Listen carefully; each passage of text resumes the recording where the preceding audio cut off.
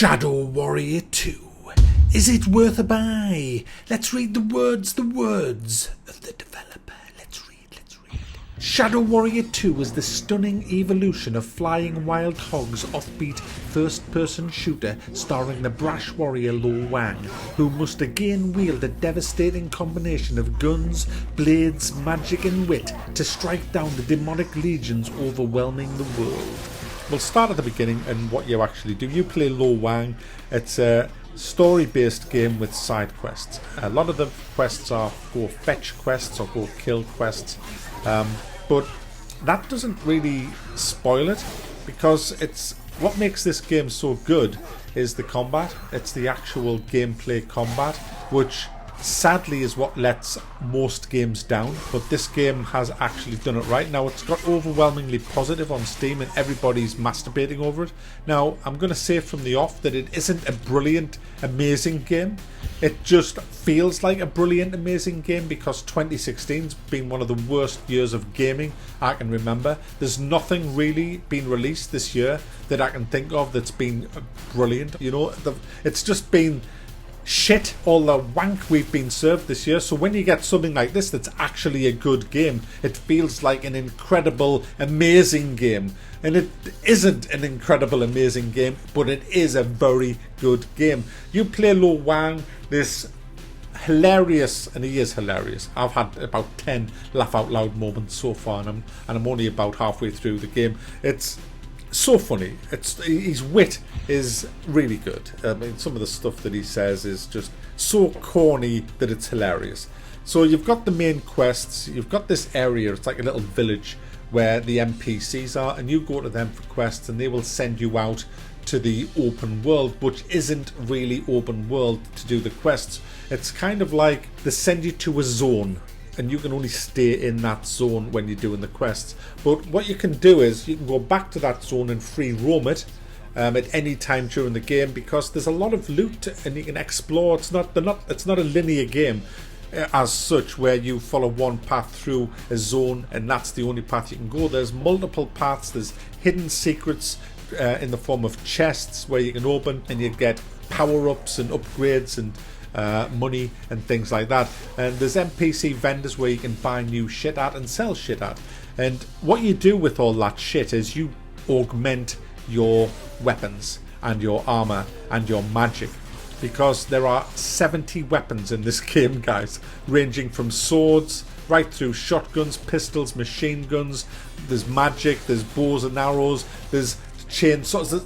Guys, 70 weapons. There's just everything in this game, all kinds of crazy weapons, and you can customize them weapons, which is really good, and it is really deep the way you do that. Each weapon can be augmented up to 3 times, and you can swap in and out of the augments, you know, and they all have like a rating, like a, you know, from 1 to whatever. So, you know, as you get further into the game, you get higher level augments, and these can be adding magic damage, they can be adding haste, they can be adding bullet spread, they can be adding just DPS, they can be adding all kinds of stuff to your weapons, so you customize them the way you want. There's different types of elemental damage you can add. There's like fire, ice and things like that, and so it's best to not go all fire with all your weapons, because certain monsters, especially bosses, can be immune to fire, or they can be immune to ice. So, you know, you've got to use a little bit of brain power and know what weapons augmented with what, so that you can quickly switch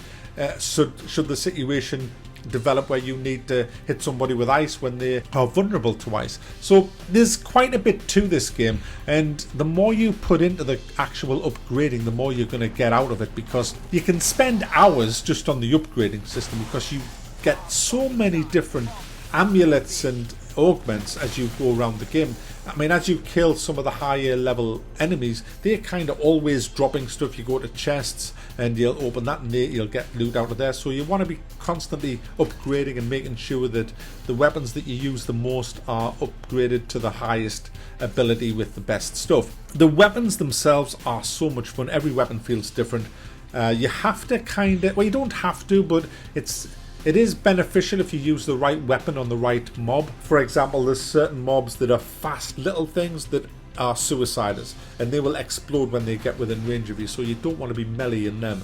You want to quickly switch to pistol or something that's accurate and just take them out with one shot as they're coming up to you.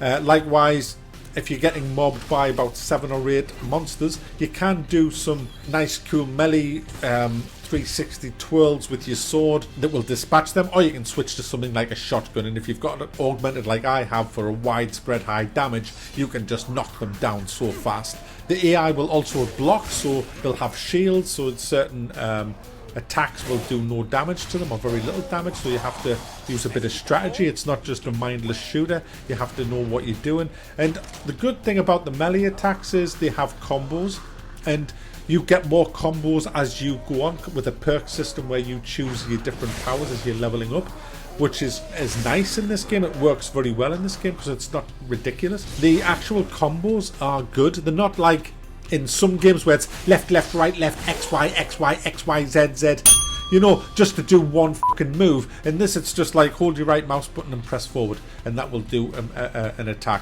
Hold strafe left or strafe right in your right mouse button, and that'll do a twirly attack. So you have pretty simple combos which make it very easy to play without giving you a headache. You have double jump, you have sprint, dash. There's no fall damage, you just fall like a hero and just land in an awesome way. And it's just all built around fun. You can just see that the developer says, look, all the shite that's out there, let's just make something that's fucking fun to play. You know, and there's no X-ray vision and all that. Well, I haven't seen any anyway, so I'm assuming there isn't any. You know, it's all just proper gaming. It's a proper game, this. It's an actual proper game. For the first time in a long time, we have a proper game to play. It's not even full price. You know, I got mine off Greenman Gaming, cheaper, link in the description. But, I don't know, I think I paid £30 for it. And it's a snip at £30. It's well worth £30, simply because it's fun. The combat is fun. You get into a fight and it's like, what shall I use? Shall I use a pistol, a shotgun, a machine gun, this sword, a double sword, these curly blade things? Shall I just get my fucking chainsaw out? You know, you've got loads. Shall I just blast them with chai? You know, you've got so many weapons in your arsenal, all kind of upgradable, you know, and it's just a joy to play. You're looking for the combat, and you can't wait to get into the combat. It's also 4-player online co-op, guys, so you can play this with your mates, and it will adjust the difficulty accordingly.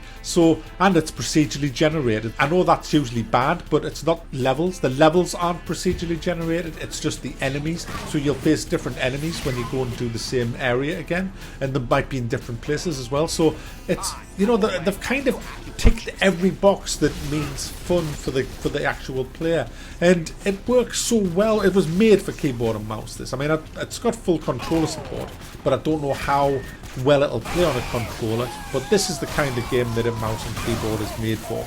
It's a fast-paced action shooter with hack and slash and magic, and it runs like an absolute dream. I'm getting 100 frames a second, guys, on my GTX 770. 100 frames a second, man, and it still looks okay. I mean, the cutscenes look a bit shit, you know, the graphics aren't exactly amazing, but when you turn it up and you have a high-end system, then yeah, they do look great when you're in game. It also has HDR, so you can get it looking awesome, and it runs so well. It's just so well optimized. It's everything that a game should be. And when you look at it compared to the banter piss we've had this year, it looks like game of the year. It looks like the best game ever, you know, but it just isn't the best game ever. It's just it is a good game. It's a very good game, but it isn't an amazing game. But it feels like an amazing game. You know what I'm saying? Because of all the shite that we've had. So, Shadow Warrior 2, it has a story, it has its side quests, they all kind of intertwine together, and it has about 15 hours of story, but then you've got all the side quests to do and exploration. You're going to get your money's worth on this. You're just going to get your money's worth. And it is so fucking funny as well. Lo Wang, the dialogue is so funny. I mean, like I say, I've been laughing my head off playing this. And it's also got a good soundtrack as well. It's just a good fucking game. It's about time we had one as well. So, thumbs up for Shadow Warrior 2, and a pat on the back for Flying Wild Hog, the developer of this game. It's about time somebody knew what they were fucking doing in the gaming industry. Chop chop, motherfuckers!